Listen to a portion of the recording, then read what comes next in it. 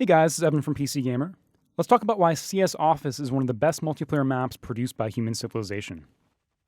So Counter-Strike is one of the few games that can get away with re-releasing essentially the same roster of maps, right? There's Inferno, there's Aztec, there's Nuke, Train, Dust, and Dust 2. And I think it's because these game spaces are so critical to the game's identity, more so than maps are in Team Fortress 2 or Battlefield or other shooters. Counter-Strike is about iteration. It's about having a tactical idea, testing that idea, and then adapting what you do over a series of rounds. It's about going left with your shotgun, dying miserably, and then saying, okay, well, what if I go right with a submachine gun and a flash grenade? Let's see what happens when I do that. It's the reason Counter-Strike is one of the few shooters to utilize knockout as a mechanic. The timeout you're subjected to when you die gives you a moment and gives you sort of time to reevaluate and plan for the next round. So Office, like other great Counter-Strike maps, meaningfully facilitates that iteration. Its space is a context where your timing and positioning decisions are really, really important. In other words, where you are and when you're there just fundamentally matters. And that race for positioning is what makes the map work. The main hall is a great example of this. It's sort of the spine of CS Office, and it plays a key role at the beginning of the round for counter-terrorists because of the way it operates as a window into the intentions of the terrorists. After spawning, it's usually a good idea to have at least one player here in the elevated hallway beside CT spawn. Getting here and looking down the main hall is the surest way to know how many terrorists are going to the garage. And the way the map is timed, a CT player that knows this information has just a few seconds to relay it to teammates that have gone garage. It's one of the few scenarios I can think of in a shooter that intentionally creates this opportunity for initial scouting. This design is actually present in another classic Counter-Strike map.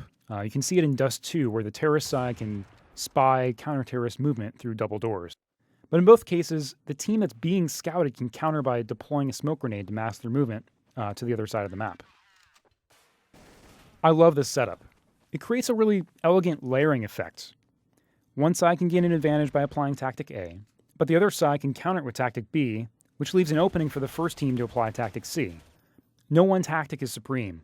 Each one is simply a sort of a move with a corresponding set of advantages and counter tactics, like chess.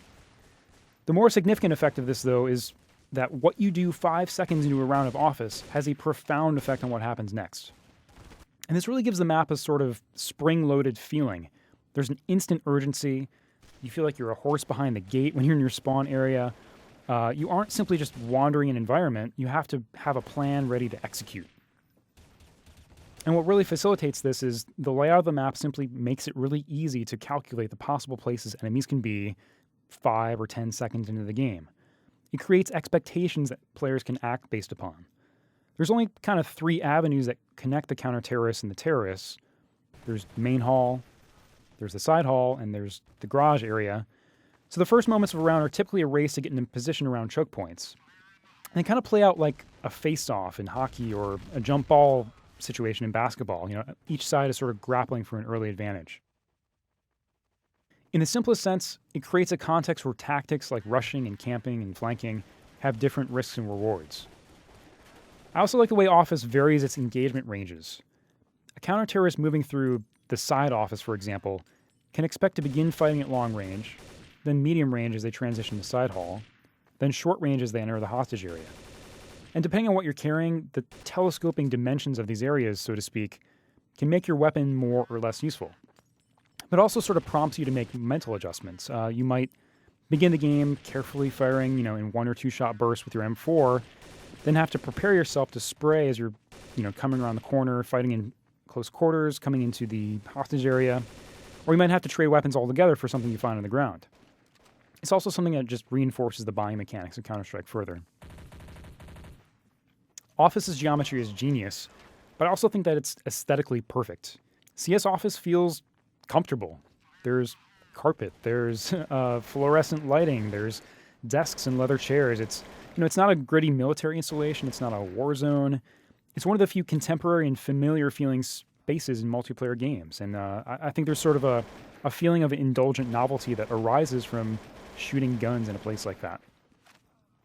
Relative to other Counter-Strike maps, Office has a high amount of objects that react to physics. There's breaking glass, You can knock the pictures off walls, and all that is kind of cathartic in its own way.